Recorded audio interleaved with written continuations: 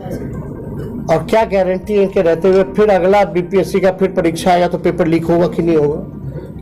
किन पे इन्होंने मुख्यमंत्री जी ने कार्रवाई की? अब तक कोई पेपर लीक का बताओ, किन पे कार्रवाई की इन लोगों ने? कोई अधिकारी, कोई मंत्री, किसी पे? तो जब इन लोगों का मंशा ही नहीं है, गिरोह को ये लोग मदद कर रहे हैं, कोचिंग माफियाओं को ये लोग मदद कर रहे हैं, तो इनके रहते हुए तो हमेशा होगा। तो एकमात्र पॉलिटिकल सॉल्यूशन है कि जो सरकार में पेपर लीक हो रहा है, जो सरकार ही लीक है, उसको बदलिए। 20 साल तक आप लोगों ने झेला है सरकार को। इसी तरीके से नियोजित शिक्षक वाले लोग बेचारे डंडा खाते थे, लाठी खाते थे। हमने वादा किया था आएंगे तो सरकारी कर्मी का दर्जा देंगे, आप लोगों ने दिया। केवल जनवरी माह का छुटपुट घटनाएं जो है आज हमने बुलेटिन जारी किया है 137 घटनाओं का 137 घटनाओं का। तो आप समझिए बिहार में प्रतिदिन जो है अपराध बढ़ रहा,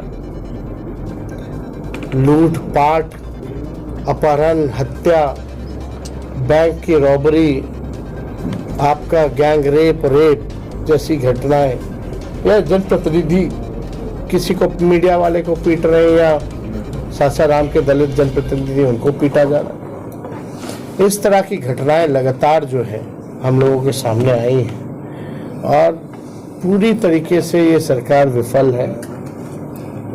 कल पटना में ही आप लोगों ने देखा होगा कि किस हिसाब से गोलियां चल रही हैं। जब गोलियां चल रही हैं तो कहाँ से अमन और चैन और शांति है? तो ये पूरी तरीके से अपराधियों का बोलबाला है।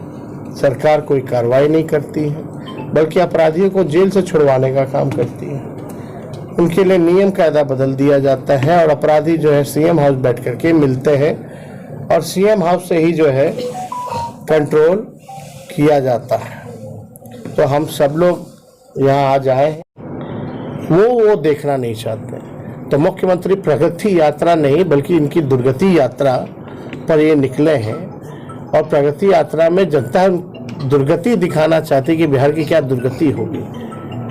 मुख्यमंत्री जी अब हमको नहीं लगता कि अब सक्षम है बिहार चलाने के। 20 साल जनता ने मौका दिया, बहुत मौका दे दिया। अब मुख्यमंत्री जी के पास कोई विजन नहीं है, कोई नई सोच नहीं है कि बिहार को आगे कैसे ले जाए।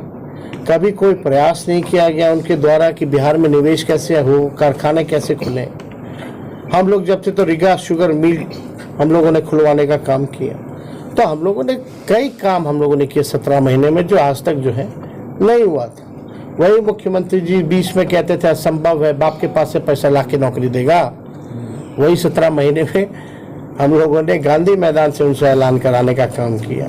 गाड़ी खरीदते हैं तो उसका 15 साल से ज़्यादा उस गाड़ी को चलाने की इजाज़त नहीं दिया जाता है। क्यों?